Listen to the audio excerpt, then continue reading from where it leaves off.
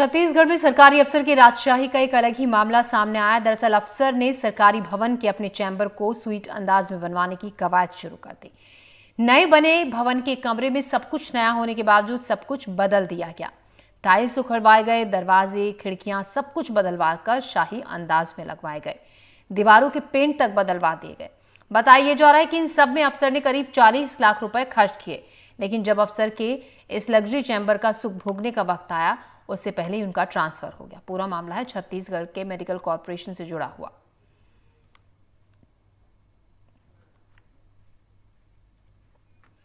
तस्वीरें आप देख सकते हैं। सरकारी अफसर का शाही अंदाज सब कुछ बदलवा डाला और जब रहने का वक्त आया तो उनका तबादला हो गया।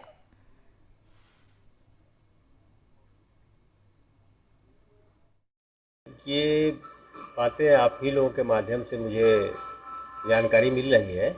मैं विभाग के अधिकारियों से जानकारी लेकर के ही सही स्थिति बता पाऊंगा।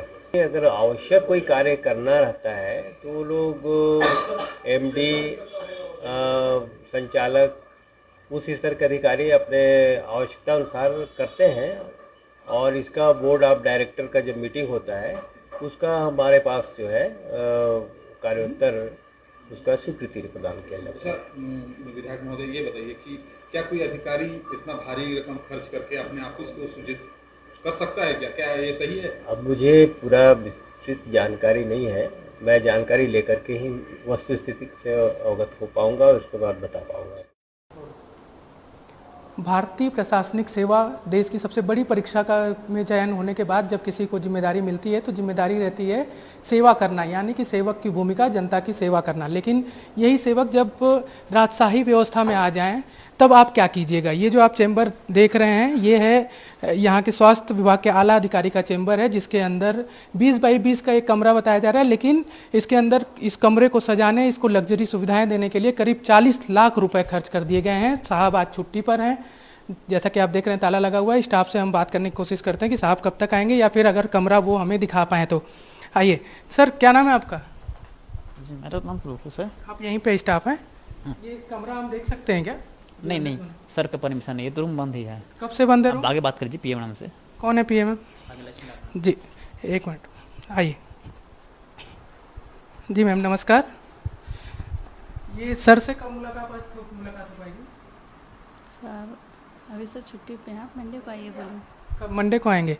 ये कमरा कब से बंद है, ताला कब से लगा हुआ? चलिए, इनकी अपनी मजबूरी हो सकती है, बताने में असहमति है, लेकिन आप स्क्रीन पर तस्वीरें देख सकते हैं। इसकी जो वायरल तस्वीरें हैं उसमें आपको नज़र आ रहा होगा कि लग्जरी व्यवस्थाएं, नक्काशी की हुई कुर्सियां, अंदर में कई मतलब महंगी पेंटिंग, सारी चीज़ें की हुई हैं।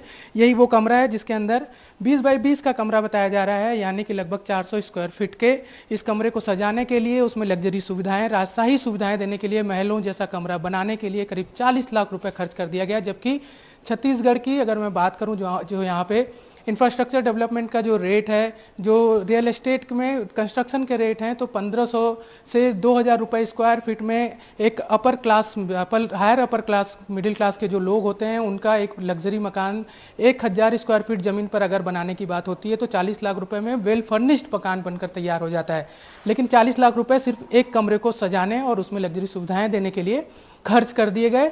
अब साहब छुट्टी पर हैं, बताया जा रहा है कि सोमवार को आएंगे या आएंगे जब उसमें मुलाकात होगी, तो वो उनका क्या पक्ष रहेगा वो भी अब देखने वाली बात होगी। लेकिन बताया ये जा रहा है कि ये पुराने एक साहब थे, उनकी देख रेख में ये कमरा बनाया गया था, सजवाया गया था, लग्जरी व्यवस्था की गई थी, लेकिन उनका ट्रांसफ़र, इसका जो सुख था वो भोगने से पहले ही हो गया है और इनकी जगह एक नए साहब यहाँ पर अब बैठ रहे हैं।